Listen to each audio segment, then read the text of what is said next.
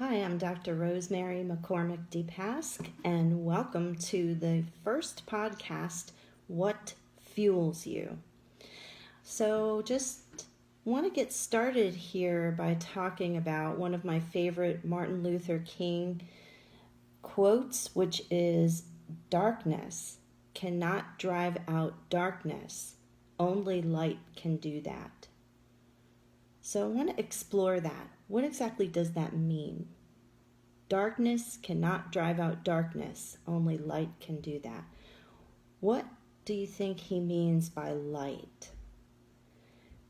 We can be talking about truth, we can be talking about hope, but I think in the context of this particular podcast, what fuels you, light can mean what fuels us, right? So those things that lift us up, those things that turn us away from darkness. So let me just acquaint you again with who I am. I'm Dr. Rosemary McCormick DePasque. I was born and raised in Island, New Jersey. I received my Bachelor of Science from Cook College at Rutgers University, New Brunswick. I received my Doctor of Chiropractic from Sherman College in Spartanburg, South Carolina. I've been in practice for 30 years this year. I am a certified trainer and leader level for the company TLC, which is Team and Life Conditioning in Willow Grove, Pennsylvania. And I'm currently an instructor of clinical sciences at Sherman College in Spartanburg, South Carolina. So I am a coach for TLC, and I am also being coached by TLC. And I'm being challenged by my coach to create this podcast, What Fuels You? And really the timing in our world's history right now could not be more appropriate for this topic. We find ourselves in a time when panic is the norm. And people have been, I find, acting like they're going to catch the coronavirus if they even make eye contact with you or one another. So I'm not here to judge anyone, but I am here to help you in any way that I can. And the best way, as I see it and as my coach sees it, is to help you to discover or rediscover what fuels you, what lifts you up. So I think we all know by now, and research has shown it, that it's not healthy to live in fear and panic. I mean, and even it's just common sense. Forget the research. It's just common sense to not live in fear and panic. And 99% of what we worry about never comes to fruition. So why should we even bother worrying about it? But that song, if you will, is playing over and over again across our nervous system and throughout our bodies, wreaking havoc on our organ systems. I learned a statistic recently that 1.4% of Americans who contract coronavirus will die. That is so unlikely to be you. Do you realize that? So you have a far better chance of, forgive me, but being in a car accident or having a stroke or heart disease.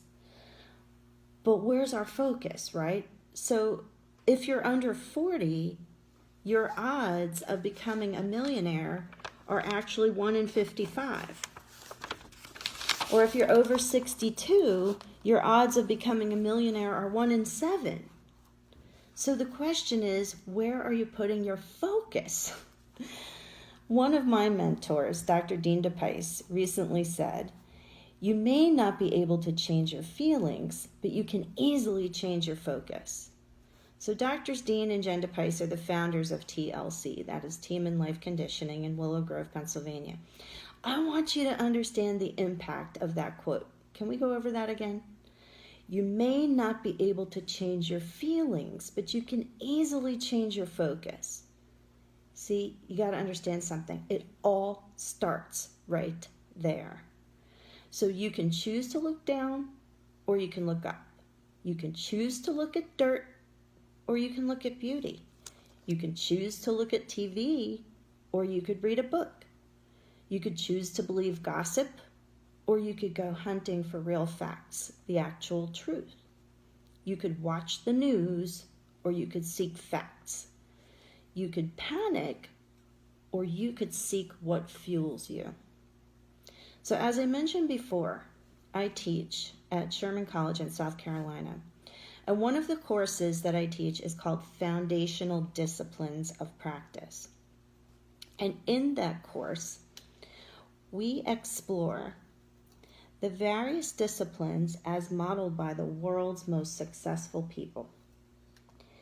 The first discipline that we explore is something that you could do very easily. You could do it for free. You could do it today. You could do it right now. And it's journaling. The world's most successful people journal. So, I read to my students some research quotes, some article quotes, and I'm going to read them to you right now. So there's an article entitled The 83 Benefits of Journaling.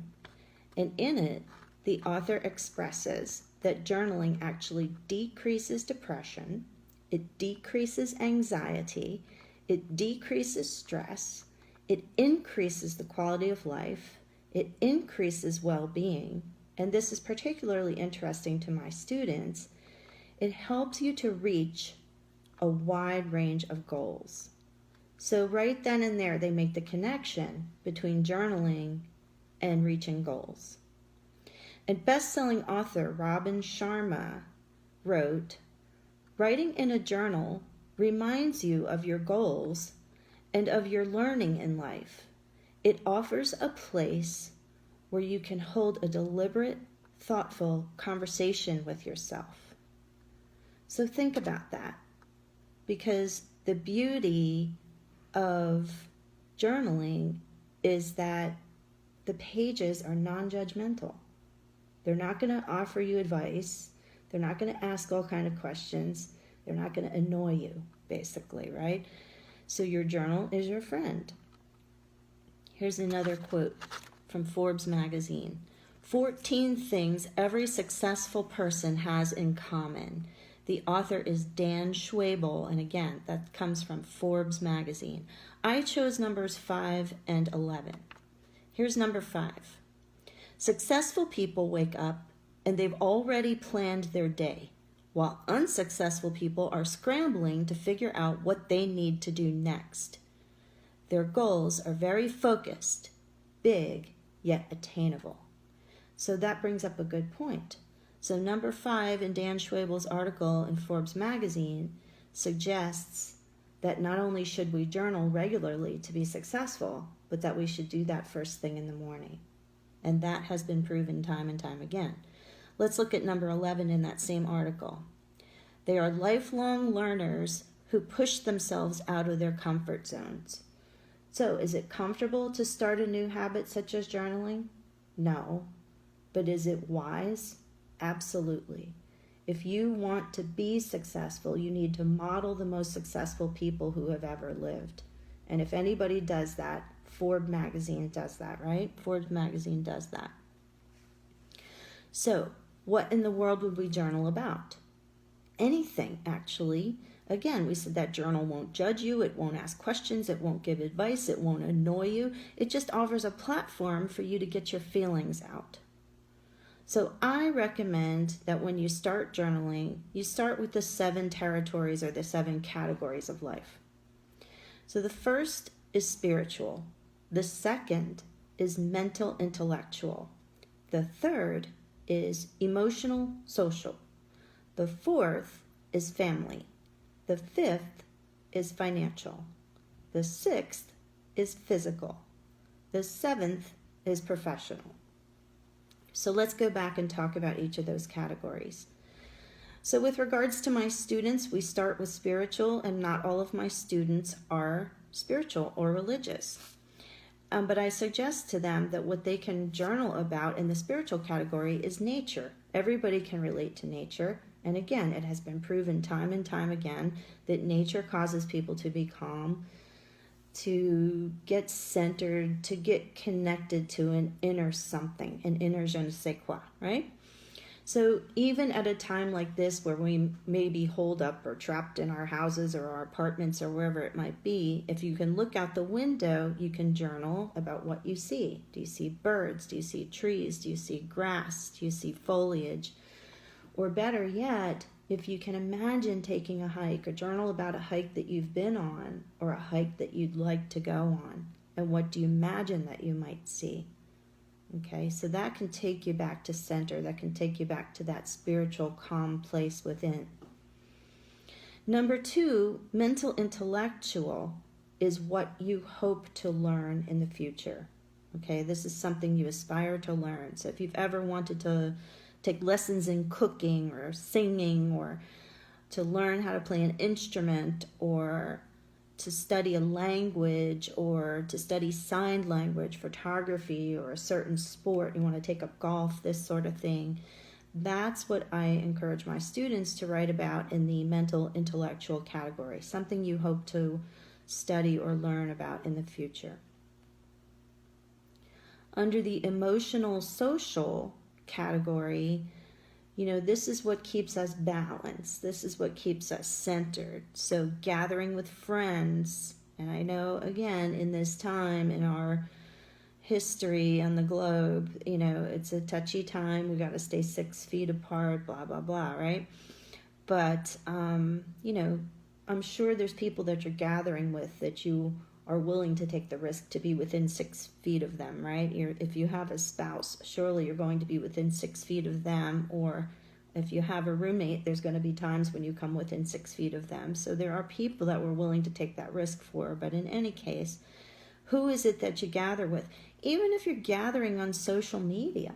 I saw last night my daughter was on a Facebook chat with her friends, and it was great. It was connection. They even held a happy hour over the phone. So, this is great. Connecting with people on Facebook and Instagram and Twitter and things like that can also keep us feeling connected. Taking a walk, I'm sure wherever it permits, taking a walk, walking your dog, singing, playing instrument, even psychotherapy, anything that keeps you balanced, reading, taking a hot bubble bath, sipping cups of tea. I hope you do this often. I've been going through cups of tea like crazy lately because it just calms me down. It takes me right back to center. It can be herb tea. In fact, that's better because the less caffeine we have at this point in time causing our hearts to race is better. So all kinds of herbal teas available. I start the morning with lemon tea. I move on to ginger tea. I move on to dandelion root tea. There's all kinds of wonderful herb teas that are available to calm our nerves and keep us healthy, keep our immune systems up, actually. The family category. So I encourage my students, many of them do not have families yet, so I encourage them to write in this category, to journal about what would their ideal family look like. If they see themselves with a spouse, they can write down the characteristics of their ideal spouse. If they see themselves with children, how many, what genders, and if they see themselves with pets, what sort of breed and how many. Are they indoor pets? Are they outdoor pets? All this sort of thing. Are they, do they own horses? All this sort of thing. They have chickens in their backyard where they can get fresh eggs. So all this sort of thing can fall into the family category. And then we have the financial. So here we want to start journaling about goals, debt payoff. Do you want a big house? Do you want a new car? Are there certain vacations that you'd like to take? Do you want to travel all across the United States? Do you want to travel to Europe? Do you like cold vacations where you ski? Do you like warm vacations where you sit on the beach in the sand? So there's plenty of things that you can journal about in the financial category. And if you do plan on vacations, how many vacations per year? Dream outside the box here is what I'm encouraging you to do, okay? This is what fuels you. It all starts here. You got to get it down on paper. Honest to goodness paper. You can type in the journal in electronic, but there's nothing like putting pen to paper. It's a visual, auditory, kinesthetic experience that is just very anchoring to the brain and sends a message out to the universe. That universe will respond in kind for the things that you're putting down on paper. So let's talk about what goes under category 6, which is physical. Do you aspire to work out? Do you aspire to have your body look a certain way in the future? Do you lift weights? How much weight would you like to lift? Do you want to bench press 300 pounds? Do you want to lose weight? Do you want to gain weight? Do you want a certain tattoo? Do you want a certain piercing? Maybe you aspire to wear suits and ties and fancy dresses and dress clothes in the future. How do you see yourself looking your ideal best? How do you see yourself looking as your ideal best? This is a great topic to journal on. And then the last category is professional. People, this is where you want to journal your goals. Okay, do you want to go back to school? Do you want to be a teacher? Do you want to be a doctor? Do you want to be a lawyer? Do you want to be a photographer? Do you want to be a landscaper? It doesn't matter. Your journal won't mind whatever you write down. It does not matter. But put it down on paper, and in doing that, it is far more likely to occur than had you not put anything down on paper at all. So, once you get it all down on paper, do it again and again each day. Develop a rhythm. And now I want to give you a bit of my 2 cents. Okay, so many people use journaling the way I used journaling when I was a little kid. I had a diary, someone read it, I got upset with them. So I would suggest that you keep this journal in a very safe place. Now, if you have a significant other and you feel as though you can share all your hopes and dreams with that person, by all means, go ahead. But for the most part, it's best to keep our journals in a safe place where no one will find them. Here's the reason why. People, while well-meaning, can inadvertently dash your dreams. And then there are people who intentionally dash your dreams, right? And so the idea is to keep those dreams safe, keep them in a sacred place where no one can dash those dreams, okay? And again, likewise, what was I writing in that journal? Well, you could call it complain journaling, or to use a Yiddish term that I like to use nowadays, I called it kvetch journaling. Okay, so you could call it complain journaling, you could call it kvetch journaling. While that is considered a healthy thing to do, to get your feelings down on paper, it's not the single most effective way to journal in terms of success. So I encourage my students to do something called dream journaling. And that is to keep your thoughts on your future, on possibilities. Nothing in this world has been created without a plan, a roadmap, a vision, a focus. At least nothing worthwhile, right? No sculpture, no skyscraper, no grand building or town has ever been created without some sort of architectural drawing, roadmap of some sort. So your best and most ideal life is no exception.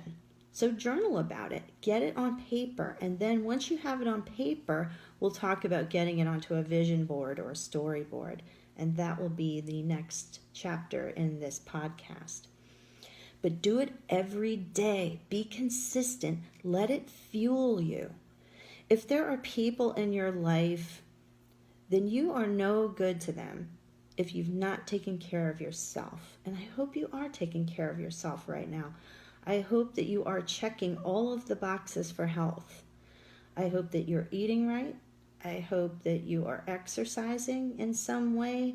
I hope that you're getting the purest form of water that you can possibly get. And as a chiropractor, having read research about health and chiropractic, I honestly hope that you're getting your spine adjusted. You know, I was just teaching some people last night that it has been proven that when blood is taken prior to a chiropractic adjustment and they measure the T cells and then a person gets adjusted and then they take the blood after the adjustment and measure the T cells again, T cells have a tendency to go up 4 times every time someone gets their spine adjusted. So I hope, for heaven's sakes, that you're getting your spine adjusted, because right now we all need our T cells functioning at the highest level that they can possibly be at. So let's go back to what I was saying. You are no good to the people in your life if you're not taking care of yourself. I hope you're taking vitamins. I hope you're avoiding sugar, all these sorts of things. And if you think about it, it's kind of like airline attendants who advise us what to do if the cabin loses pressure in an airplane, right? Oxygen masks will appear, and what are we supposed to do?